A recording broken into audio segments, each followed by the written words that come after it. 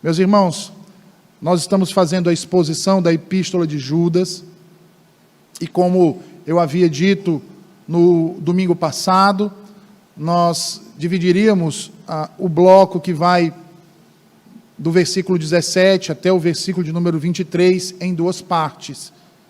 Na primeira parte, durante a semana passada, nós fizemos a exposição dos versículos 17 até o versículo de número 19. Hoje, nós faremos a exposição dos versículos de número 20 até o versículo de número 23. E sendo assim, eu peço que você abra a sua Bíblia na Epístola de Judas.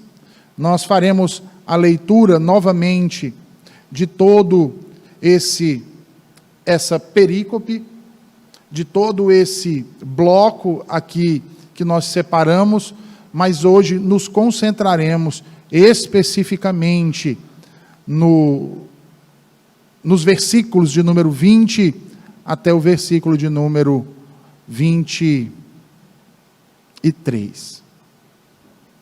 Judas, versículo de número 17, assim diz o Senhor. Vós, porém, amados, lembrai-vos das palavras anteriormente proferidas pelos apóstolos de nosso Senhor Jesus Cristo, os quais vos diziam: no último tempo haverá escarnecedores, andando segundo as suas ímpias paixões. São estes os que promovem divisões, sensuais, que não têm o Espírito. Vós, porém, amados, edificando-vos na vossa fé santíssima, orando no Espírito Santo, guardai-vos no amor de Deus, esperando a misericórdia de nosso Senhor Jesus Cristo para a vida eterna. E compadecei-vos de alguns que estão na dúvida, salvai-os, arrebatando-os do fogo. Quanto a outros, sede também compassivos em temor, detestando até a roupa contaminada pela carne. Amém. Senhor Deus, tua palavra foi lida e agora será proclamada. Toma, Senhor, teu servo, que irá ministrar a tua verdade. Que seja tu, ó Deus, a falar aos nossos corações nessa manhã e quebrantar os nossos corações, Senhor, confrontando os nossos pecados e nos transformando conforme a tua vontade e a tua verdade. Em nome de Jesus. Amém. Meus irmãos, notem que depois que Judas qualificou estes que vinham prejudicando a saúde espiritual da igreja, e como nós vimos na semana passada, ele os chama de ímpios, como ele havia já dito outrora, em outra passagem, cujo destino era as trevas eternas, o lago de fogo e enxofre, juntamente com o diabo e seus demônios, e os demais apóstatas da história de Israel. Agora, nosso autor, Judas, passa a tratar de questões práticas. Questões acerca, então, de como a igreja deveria agir, o que os crentes deveriam fazer e como deveriam se portar diante desses falsos ensinos propagados por esses hereges.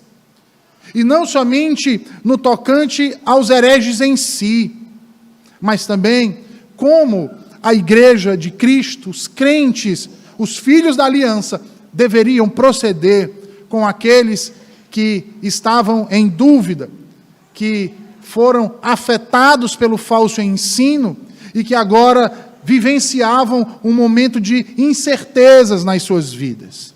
Dessa forma, a primeira coisa que esses irmãos deveriam fazer, segundo o texto aqui nos apresenta, era não tomar isso como uma infeliz surpresa, como se não aguardassem que em determinado tempo, ou que tão rapidamente surgissem esses lobos devoradores, esses filhos do diabo entre o povo de Deus, tentando disseminar a discórdia e distorcer a verdade de Jesus Cristo e a verdade do Evangelho.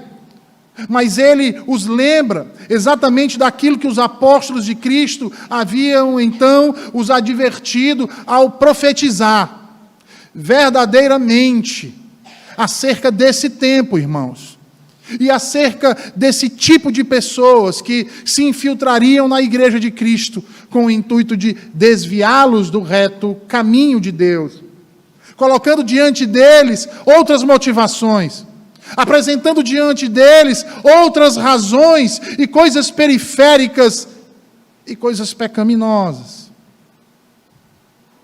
Vejam, o surgimento de falsos mestres foi bastante documentado na história da igreja, irmãos. Encontramos vários relatos de falsos mestres propagando heresias e até mesmo falsos cristos, tanto nos escritos do Novo Testamento, quanto através de epístolas escritas pelos pais da igreja. Paulo alertou os crentes de Colossos contra aqueles que vinham ensinando um tipo de mediação através dos anjos, venerando-os, fazendo preces a eles, rendendo ações de graças. E assim, meus irmãos, note que esse falso ensino, por exemplo, se propagou em algumas igrejas por séculos. E isso se torna bastante claro quando nós observamos, por exemplo, a declaração que foi dada no Sínodo de Laodiceia, no quarto século, aproximadamente ali por volta do ano 363, que dizia: não é correto para os cristãos abandonarem a igreja de Deus e irem invocar anjos. Comentando a respeito desta mesma passagem das Escrituras, na Epístola de Paulo aos Colossenses, um século depois, Teodoreto declara: a doença denunciada por Paulo continuou por longo tempo na Frígia e na Psídia.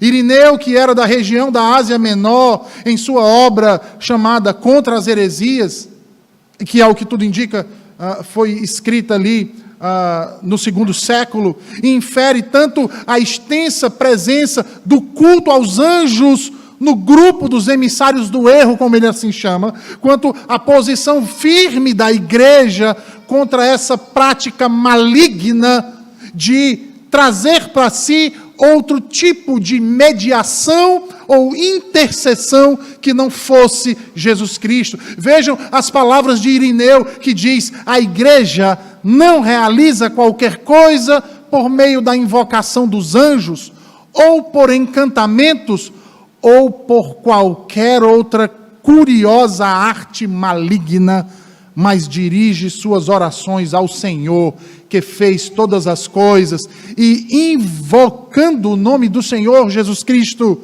ela está habituada a realizar milagres para o bem da humanidade, e não para conduzir os homens ao erro. Para vocês terem uma ideia, há relatos que esse falso culto, esse falso ensino do culto aos anjos denunciado por Paulo, perdurou pelo menos até o ano 739 depois de Cristo, onde há relatos de que alguns soldados ditos cristãos fizeram uma dedicação de sua vitória sobre um exército sarraceno a Miguel Arcanjo, a quem atribuíam todas as bênçãos de suas vidas. O que dizer, irmãos, de Montano, heresiarca do segundo século, cuja heresia ficou conhecida como a heresia frígia? Esse herege, falso mestre, que é tomado como crente por algumas denominações hoje em nossos dias, afirmava que ele era o próprio Paráclito. No segundo século, ele afirmava com veemência de que a revelação não havia cessado com os apóstolos. Andava com duas profetisas, chamadas de Priscila e Maximila, liderando uma seita que era caracterizada por 3 coisas: explosões em êxtases, falar em línguas e manifestações proféticas. E assim ele estabeleceu uma comunidade na Frígia, onde seus discípulos aguardavam a volta iminente de Cristo e a chegada da Nova Jerusalém. Essa heresia, irmãos, se espalhou tão rápido e atraiu alguns líderes da igreja, como, por exemplo, Tertuliano.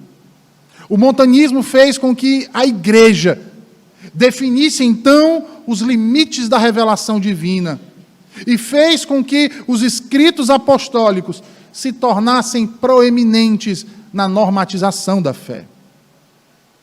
E foi exatamente isso que Judas fez ao exortar os crentes, nos versículos 17 ao 19, para que atentassem para a palavra dos apóstolos. Foi exatamente essa atitude que a igreja tomou, irmãos, para preservar a sã doutrina e combater os hereges e seus falsos ensinos. O retorno às Escrituras. E esse foi um processo bastante comum nas igrejas cristãs do período apostólico, exceto na Idade Média. Julgar o ensino daqueles que apareciam dizendo-se profetas e mestres. Julgar os seus ensinos em conformidade com aquilo que os apóstolos de Cristo haviam ensinado e escrito. Pois o ensino apostólico era o ensino do próprio Cristo.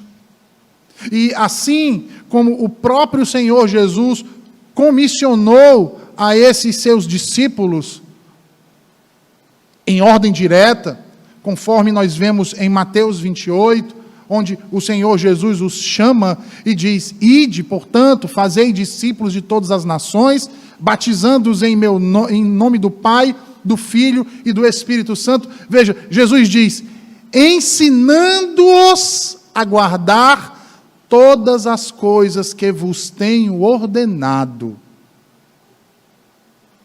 E eis que estou convosco todos os dias até a consumação dos séculos. Meus irmãos, as palavras de Cristo são as palavras de Deus. Seu ensino é a verdade, e toda verdade é luz, e a luz dissipa as trevas. É por isso que Judas diz aos seus leitores, nos versículos 20 e 21, observe: vós, porém, amados, edificando-vos na vossa fé santíssima, orando no Espírito Santo, guardai-vos no amor de Deus, esperando a misericórdia de nosso Senhor Jesus Cristo para a vida eterna. Os hereges descritos por Judas tentaram, por meio de várias incursões, destruir a unidade da igreja através de seu falso ensino, que, conforme diz Judas no versículo 4, transformava em libertinagem a graça de Cristo. Agora o autor contra-ataca esses inimigos da verdade, instruindo a igreja a respeito de como eles deveriam agir, de modo que mantivessem pura e coesa, além de defenestrar seus inimigos. Para isso, então, diz Judas, é necessário que eles preservem a unidade do corpo de Cristo. E como eles deveriam fazer isso? Judas vai dizer, guardando a si mesmos no amor de Deus, nos versículos 20 e 21.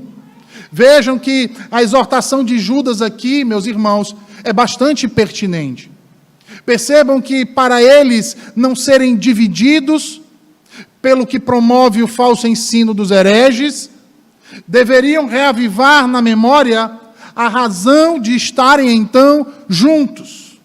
E a razão não era outra, irmãos, senão o amor de Deus. Essa é uma referência ao amor com que o Salvador bendito os amou, os atraindo e os unindo a Ele mesmo, em um só corpo, em uma só fé, debaixo de um único Deus. E ordenou a todos os seus discípulos que também assim procedessem uns com os outros. Percebam aí que é por causa disso que Judas então volta a exortá-los, dizendo: guardai-vos no amor de Deus. Muito provavelmente, o que Judas tem em mente é aquilo que Jesus Cristo diz e que João registra no capítulo 15 e versículo de número 9, onde ele ordena aos seus discípulos a permanecerem em seu amor, dizendo: como o Pai me amou, também eu vos amei. E Jesus diz: permanecei no meu amor. Veja aí o que o Senhor Jesus diz. Abra sua Bíblia em João capítulo 15, veja aí o versículo 9. Meus irmãos, notem que, ao ordenar isso, Judas então se contrapõe ao que fizeram exatamente os hereges.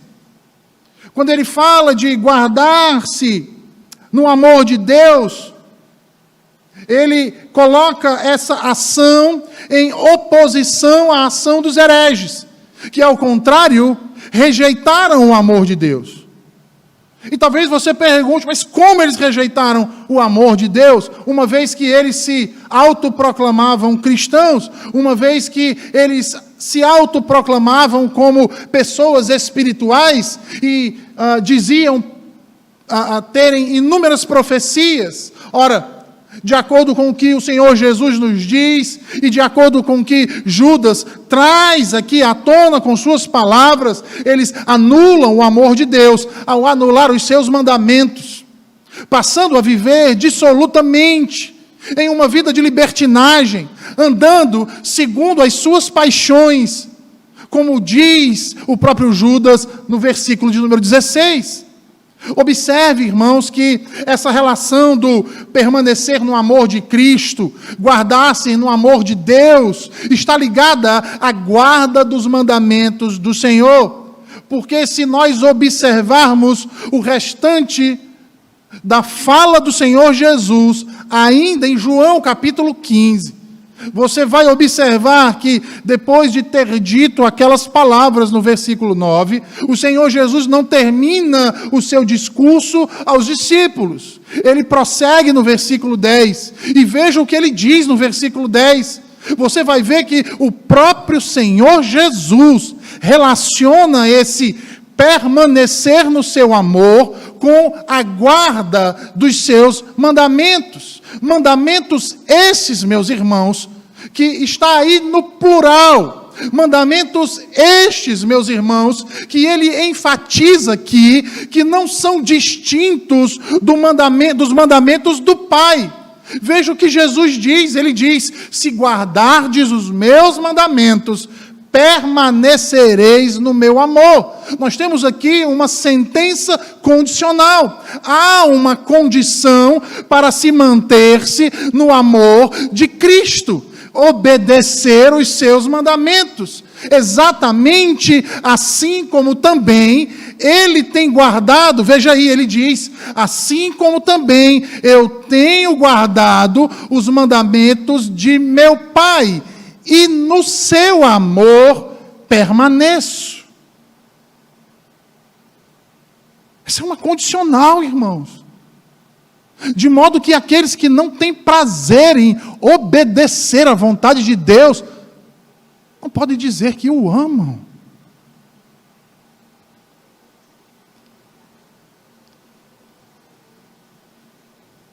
Cristo estabelece uma condição para que haja unidade com Ele, com o Pai, com o Espírito e com a sua igreja. E essa condição, irmãos, é a guarda dos mandamentos. É isso que é reiterado por Judas. Abra sua Bíblia no Salmo 119, por favor.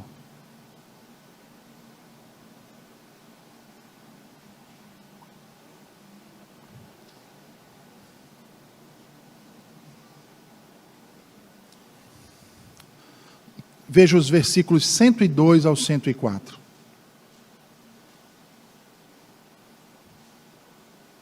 Salmo 119, versículos 102 ao 104.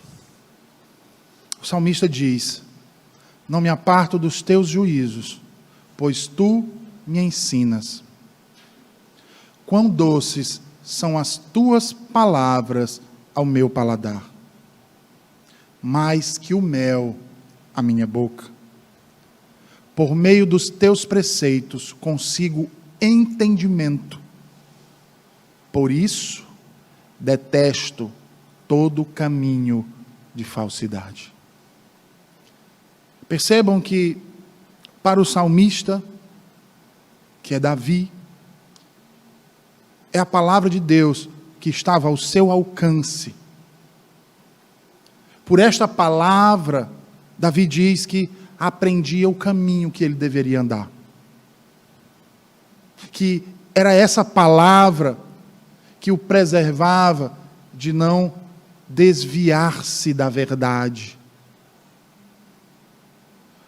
Observe que muito provavelmente, irmãos, por ter esse mesmo entendimento de que a palavra de Deus, os seus mandamentos, era o que preservava os justos no caminho da verdade, era o que os mantinha unidos em amor uns com os outros e com Deus, que Judas então diz no versículo 20, para eles edificarem a si mesmos na fé santíssima que foi entregue a eles, orando no Espírito Santo.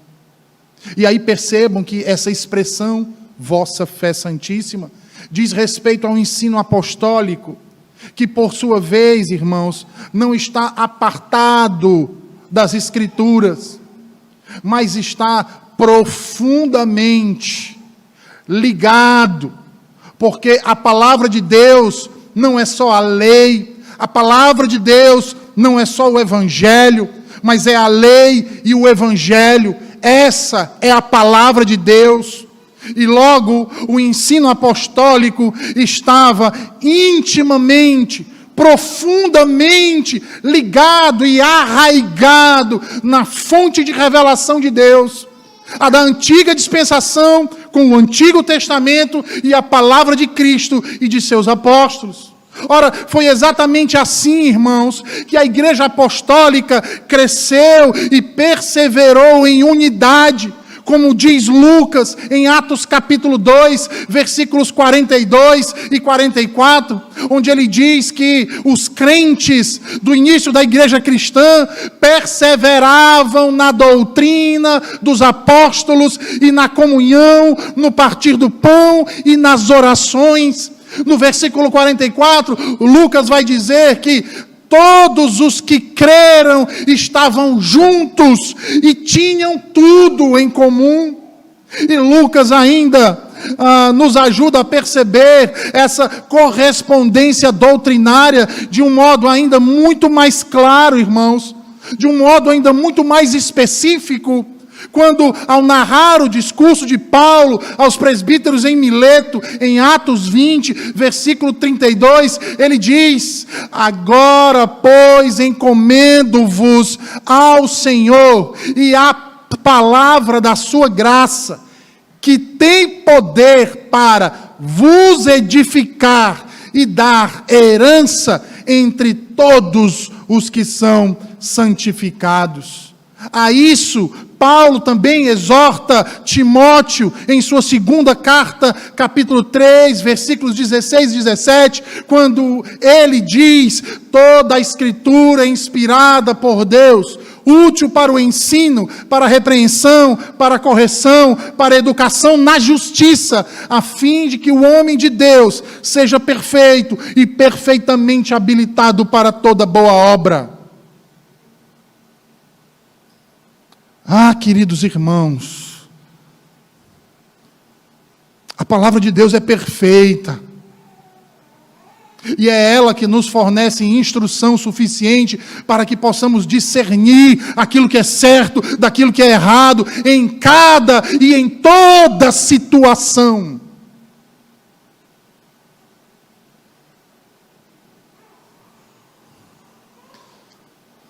É na palavra de Deus, lei e Evangelho, Antigo e Novo Testamentos, que residem os santos conceitos, preceitos e princípios para que o homem viva de modo justo, reto e santo, glorificando o Senhor.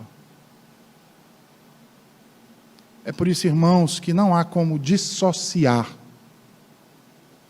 a lei do amor e o amor da lei. Sabe por quê, irmãos? Porque a prática do amor e o alcance da graça é evidenciado na observância dos mandamentos do Senhor. Eu gosto do que diz Rushduni, quando ele afirma que as leis fundamentadas nas Escrituras não intentam transformar o homem, redimir a humanidade, salvá-lo da condenação, nem muito menos são dadas para inaugurar um admirável mundo novo, uma grande sociedade, a paz mundial. Também não nos são dadas para termos um mundo livre de pobreza ou qualquer outro fim ideal.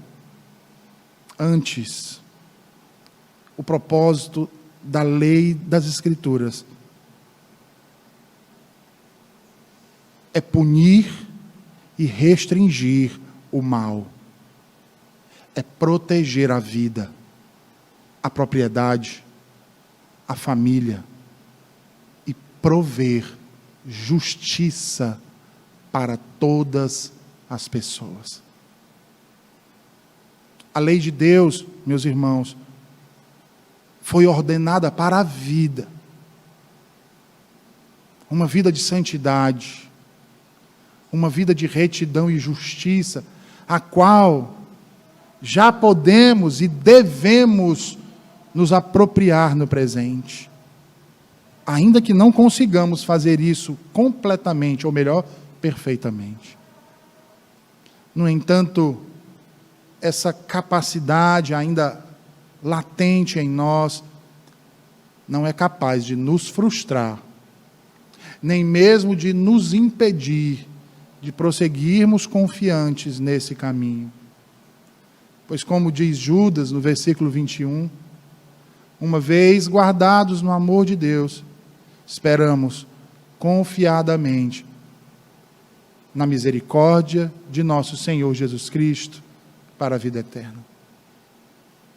Notem que essa misericórdia que Judas fala aqui é uma alusão à expiação de Cristo por nós na cruz. A misericórdia, queridos, só é possível para nós pecadores por causa daquilo que Cristo realizou no Calvário. Lembre-se disso. É por causa da misericórdia de Cristo,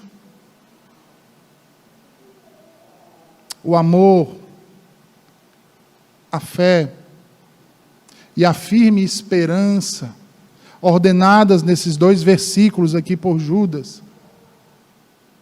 É por causa disso que estas coisas devem ser demonstradas através de nossas ações para com nossos semelhantes.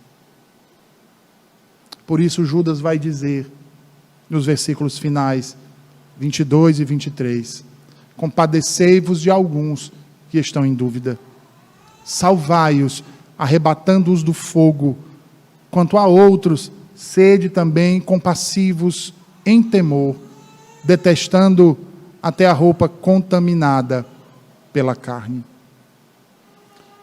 Meus irmãos, embora o sentido do texto esteja claro, esses versículos têm sido preservados ao longo da história em formas diferentes no texto do Novo Testamento. No entanto, essas variações não influenciam no sentido do texto, porque tratam especificamente do número de classes de pessoas que Judas suscita aqui. alguns manuscritos vão defender que Judas está se referindo aqui, nesses últimos 2 versículos, a 3 grupos de pessoas. Outros manuscritos, em sua redação, vão dizer que se referem a 2 grupos de pessoas. E há ainda um papiro que a leitura se torna mais breve e coloca apenas um único grupo de pessoas. Mas independente, irmãos, se Judas está se dirigindo aqui às exortações aos crentes para como tratar com 1, 2 ou 3 grupos de pessoas, isso é o que menos importa, porque o que importa é o que ele está dizendo que eles devem fazer com essas pessoas. E Judas os exorta a proceder com essas pessoas na admoestação contra o falso ensino que foram seduzidos pelos hereges e que por causa desse falso ensino carregam incertezas acerca da verdade do Evangelho. Sendo assim, nós entendemos que, como a maioria e como preservação pela tradição, Judas está se referindo aqui a 2 grupos de pessoas, irmãos. 2 grupos de pessoas são informados aqui nesses versículos, como você pode observar na sua tradução. Um grupo é formado por aqueles crentes fracos na fé, porém abertos e solícitos à reprovação e ao arrependimento. O outro grupo é da mesma forma constituído de fracos na fé, porém são obstinados. São pessoas de duro coração. No versículo 22, Judas tem em mente essa primeira classe de pessoas. E é exatamente por isso, irmãos, que ele ordena aos crentes que, mediante o conhecimento da fé e da misericórdia de Cristo, hajam então com compaixão, com amor, ao reprovar os pecados desses irmãos.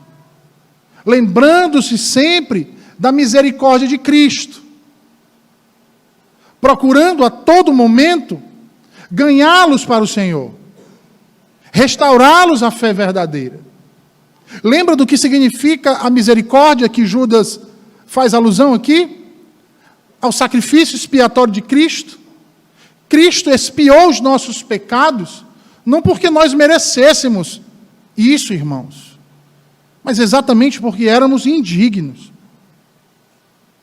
Então ele suscita aqui que esses irmãos devem atentar para isso. E assim como Cristo agiu com misericórdia para conosco, eles deveriam agir com misericórdia para com estes irmãos.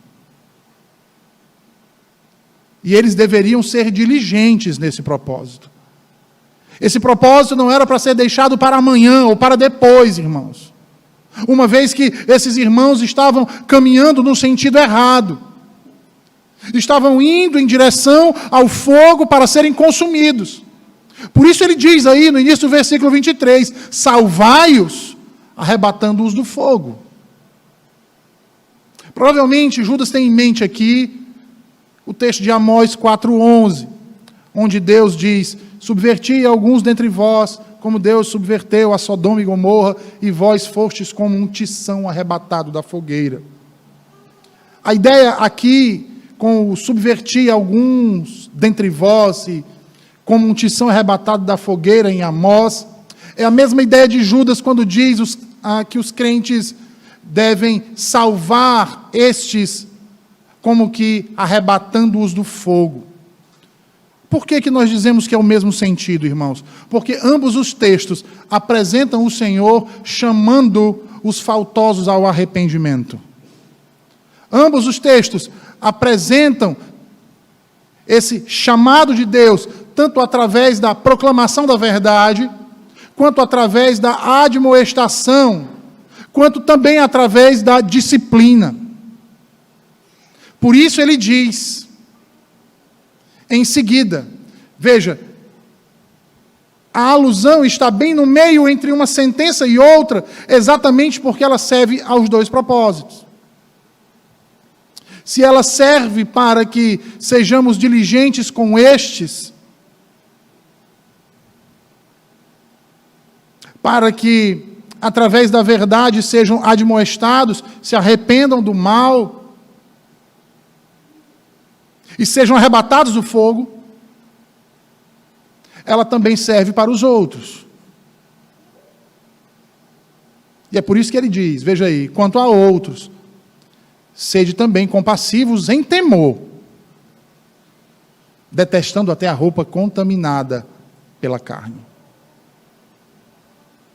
Meus queridos irmãos, esse texto tem muitas variantes, eu não vou entrar nessa discussão.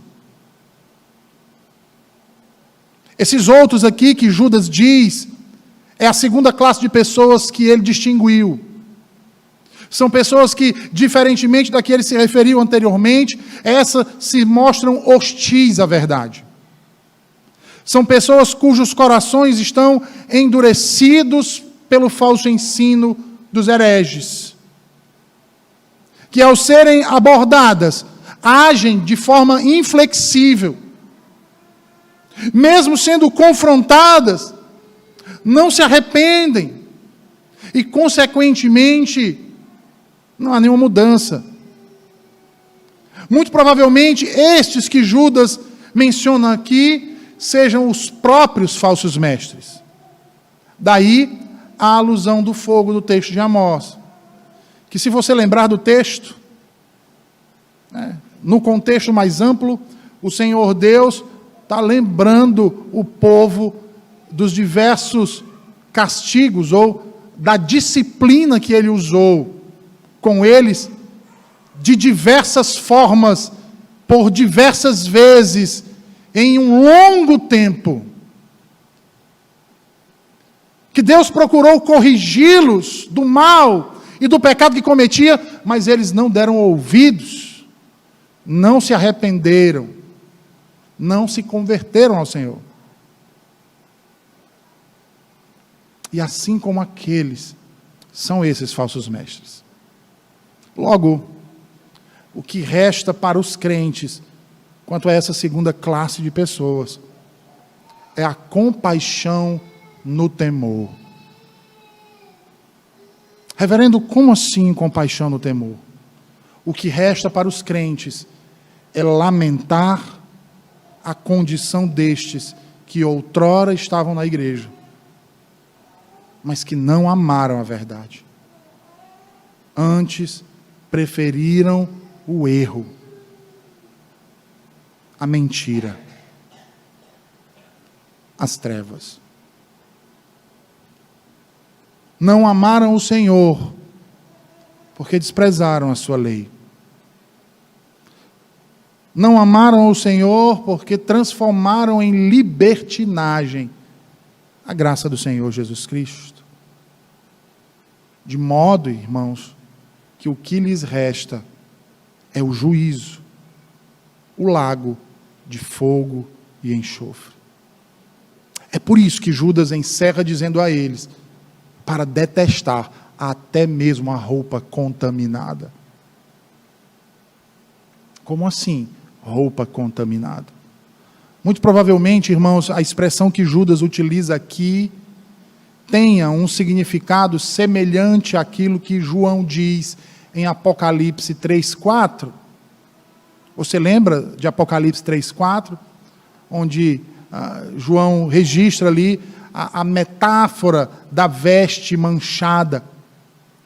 O sentido aqui é o de exortar os crentes quanto à iniquidade com que vivem esses falsos mestres.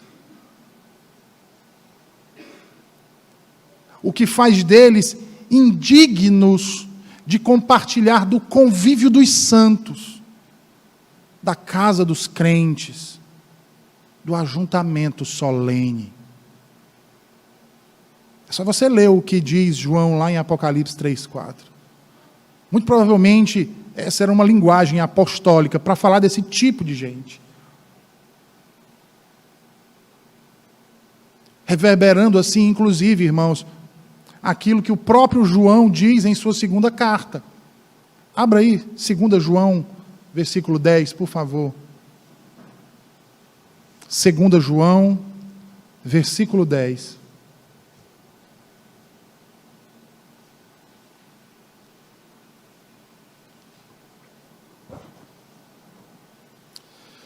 João diz assim: se alguém vem ter convosco e não traz esta doutrina.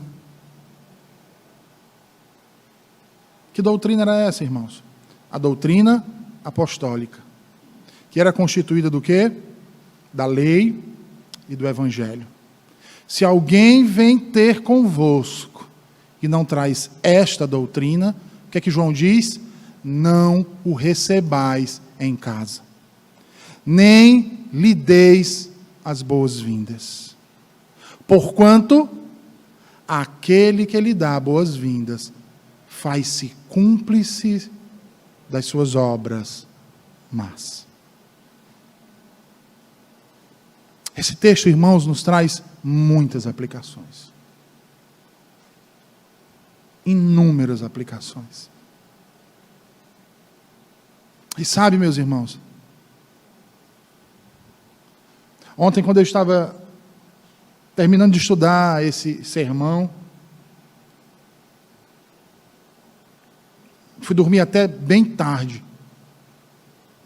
por conta das inúmeras aplicações que eu tinha para trazer nesse texto. Mas acabei por ponderar por apenas algumas, esperando no Senhor ocasião oportuna para tratar das demais. E enquanto eu meditava nessas palavras, eu me lembrei que muitos de nós, por diversas vezes, age como aquele jovem que gostava de ouvir Jesus pregar. Ele gostava tanto que acompanhava Jesus onde quer que ele fosse pregar o Evangelho. Ele estava sempre lá. Ele se emocionava ao ver Jesus realizar os grandes sinais e prodígios. E todos olhavam para aquele jovem e achavam que ele amava a Cristo.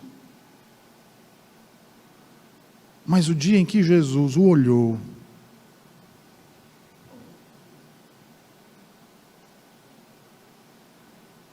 e o convidou a acompanhá-lo, ele se recusou. Ele se recusou pelos termos que Jesus colocou para que ele fizesse isso. E ali, o seu coração pesou. O exemplo desse jovem que eu trago é o exemplo daquele jovem rico, que chama o Senhor Jesus de bom mestre, reconhecendo inclusive a sua divindade. E Jesus diz: vai, vende tudo que você tem, vem e me segue. Mas o coração dele pesa.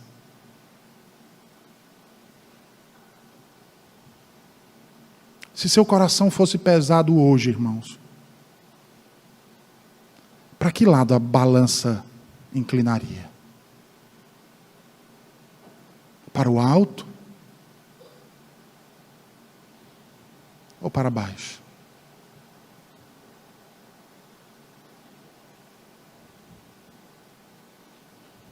Olhe ao seu redor hoje. Olhe e veja. E não se limite ao que está à sua volta, entre essas paredes, mas transcendam elas. Olhem para a sua vida. E da igreja também. Olhem, e então me digam,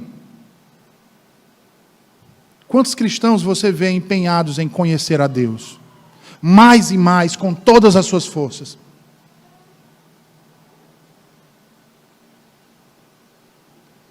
Quantos você tem visto engajados em conhecê-lo, da forma mais clara, da forma mais sublime, mais graciosa e verdadeira possível.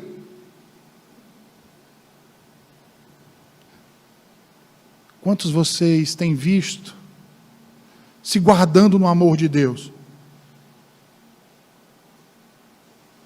Quantos vocês têm observado que estão edificando-se verdadeiramente na fé?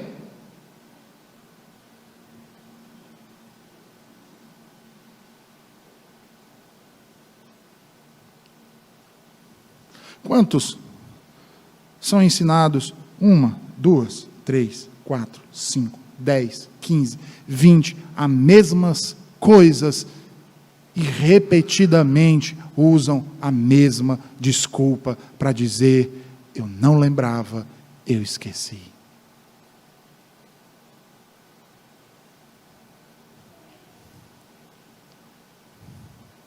Quantos vocês têm visto esperando na misericórdia do Senhor Jesus Cristo para a vida eterna?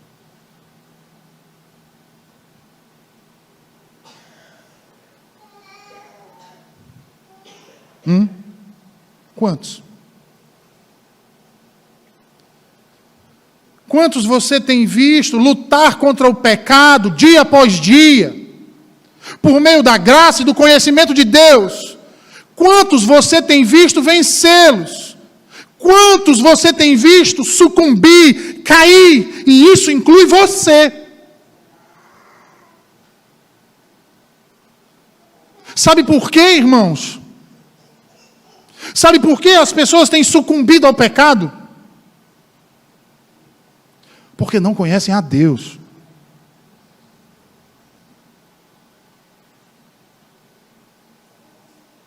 Não conhecem a Deus. Se dedicam anos da sua vida. Dias, noites, semanas, meses, anos, décadas. Estão dentro das igrejas.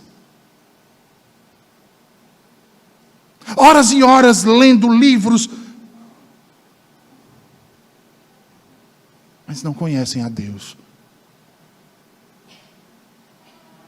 São incapazes de descrever a beleza de Cristo sem cair em um discurso frívolo, maçante, comum.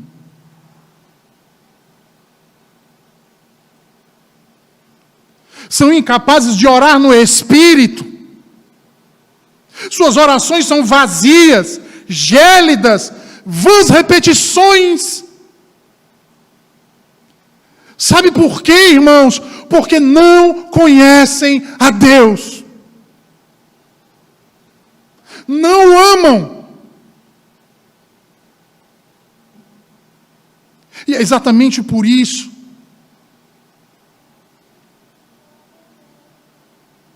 que você não se sente ser consumido desde as entranhas por seu amor. É por isso que você não vibra quando a sua doce voz ecoa no salão. É por isso que você não se alegra com a sua graça. Não sente prazer em estar na sua presença.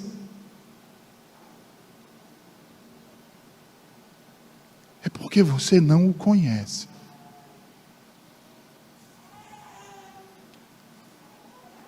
Porque se você o conhecesse, a sua satisfação estaria nele. Porque se você o conhecesse, você jamais duvidaria que não há outro tesouro maior em todo o universo do que Jesus Cristo. Não é verdade? Mas na sua vida, outras coisas têm sido mais urgentes. Outras coisas são melhores, mais agradáveis. Ao passo de que isso lhe torna incapaz de olhar na face de Jesus e dizer que o ama, que Ele é a razão da sua vida, seu amor maior, sua verdadeira alegria, sem que seu olhar se desvie e seu rosto trema.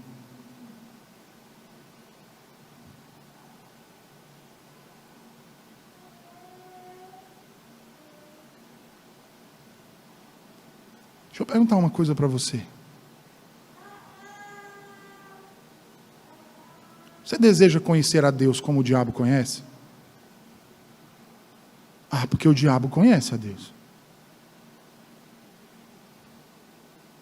Você já se deu conta que o conhecimento que o diabo tem de Deus faz com que ele odeie a todos que amam ao Senhor?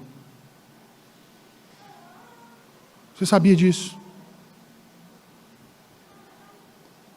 No entanto, o conhecimento que o diabo tem, veja bem isso. Porque talvez você esteja dizendo, não pastor, eu não tenho conhecimento que o diabo tem de Deus. O conhecimento é maior, pastor. Será? Porque o conhecimento que o diabo tem de Deus é suficiente para fazer ele temer a Deus. Você tem temido ao Senhor?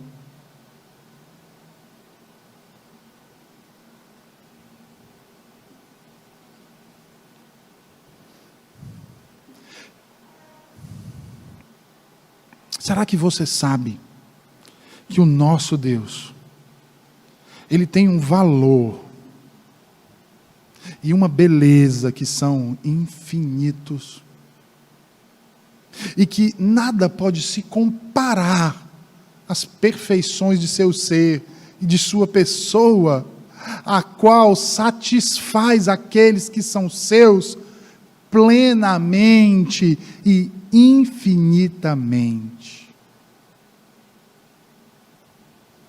Será que você sabe que na destra de Deus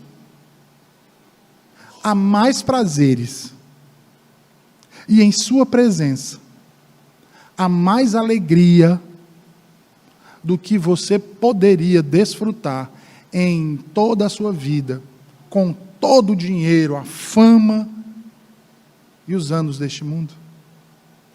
Você sabia disso? Eu acho que você não sabia disso. Sabe por que eu acho isso? Porque é exatamente por causa disso que muitos irmãos dentre nós têm buscado nas coisas do mundo e nas outras pessoas essa alegria e esse prazer.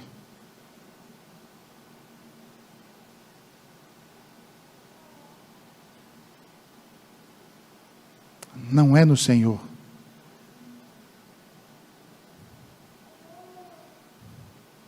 Sabe por que eu digo isso?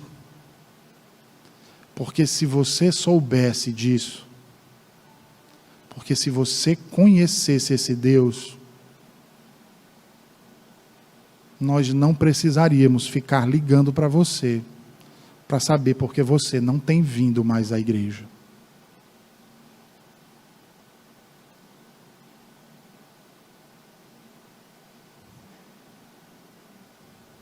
Faça um teste agora.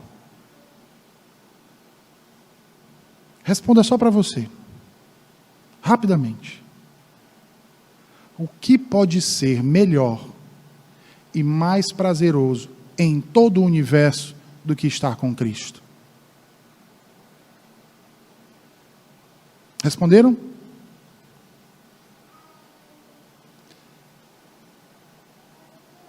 Se a sua resposta foi nada, e eu espero que tenha sido essa, nada, pastor. Nada pode ser melhor do que Cristo. Eu lhe pergunto, você crê nisso?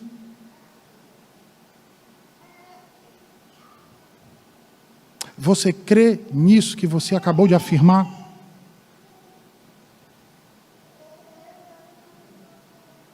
Se você acredita, por que então você não tem vivido assim? não tem vivido essa verdade que você acabou de afirmar.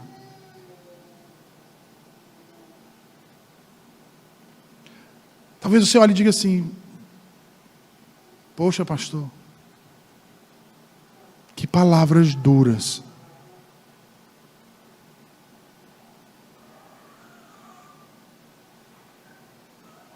É porque, irmãos, quando nós amamos alguém que está em um perigo iminente, nós não titubeamos em procurar salvá-los. Nós não ficamos a observar de longe, só fazendo sinais. Não é isso que fazemos. Nós corremos em direção àquela pessoa para livrá-los do perigo, para evitar que morram. E é por isso que eu digo a você hoje: arrependa-se. Você que por todos esses anos tem sido apenas um religioso, que não conheceu e que não vem desfrutando desse Deus verdadeiro, valioso, que as Escrituras nos apresentam. Arrependa-se hoje e venha conhecer a Cristo. Venha viver Cristo.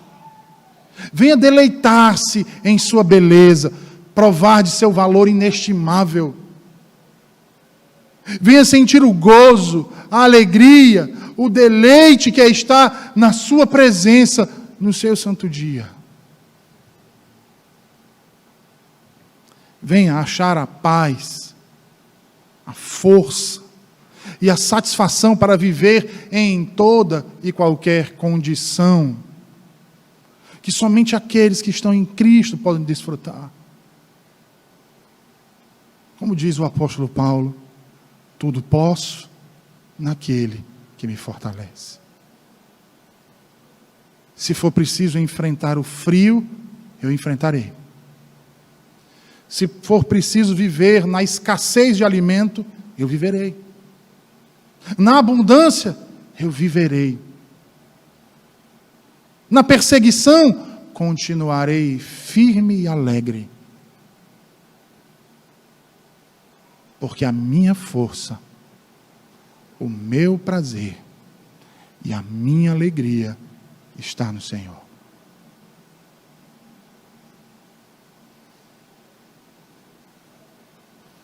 E quando as trevas tentam encobrir essa verdade, a luz de Cristo, em sua palavra, me consola e dissipa todo o mal. Esse é o Deus das Escrituras. Um Deus que é justo, santo, cheio de graça, amor e bondade, e que cobre de ricas bênçãos os seus.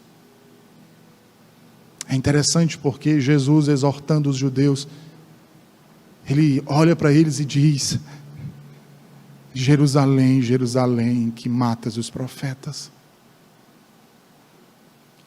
Quantas vezes não quis eu reunir-vos como a galinha que une os seus pintinhos debaixo das suas asas, e vós não quiserdes. Que não sejamos contados como estes, irmãos. Que não venhamos a enveredar por falsas doutrinas,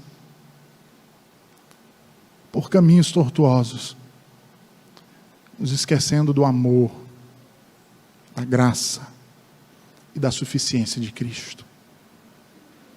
Que o Senhor tenha compaixão do seu povo. Que nos ajude e nos esforce. E que procuremos diligentemente, não apenas estudar Ele, mas conhecer a Ele. Nos relacionar com Ele. Para desfrutar das bênçãos da sua aliança. Das bênçãos do seu amor. Vamos orar? Senhor Deus, obrigado por tua palavra, Senhor. Obrigado por nos confrontar com a tua verdade, Senhor. Porque vivemos em tempos extremamente difíceis, Senhor.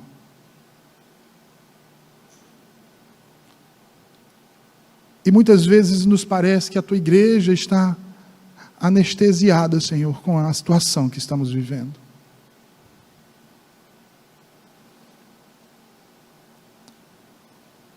Já não há mais prazer, Senhor,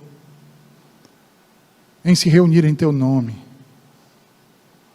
em atender o teu chamado, Senhor. Já não há mais alegria de andarmos na tua presença, a menos que haja algo para nos entreter, Senhor.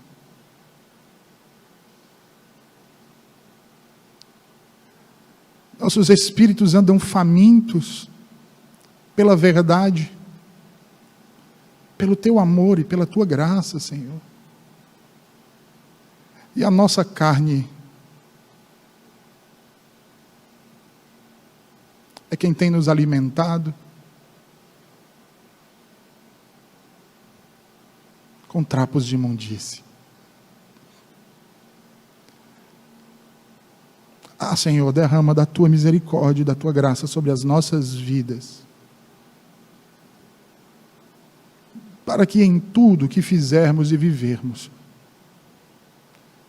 sejas tu, Senhor, a razão de nossa alegria. Porque certamente não sucumbiremos às decepções, às frustrações. Não desistiremos em meio a todas as dificuldades.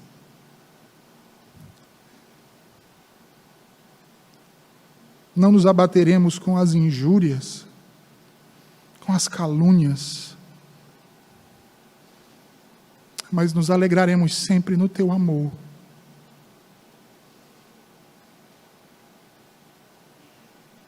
Porque quando o nosso espírito está abatido, Senhor,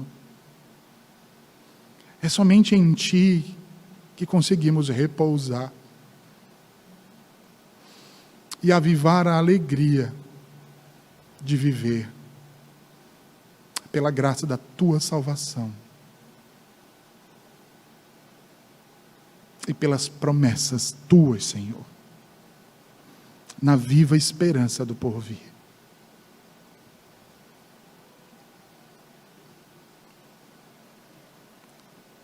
Abençoa-nos, Senhor, com a tua verdade, hoje e sempre. Em nome de Jesus. Amém.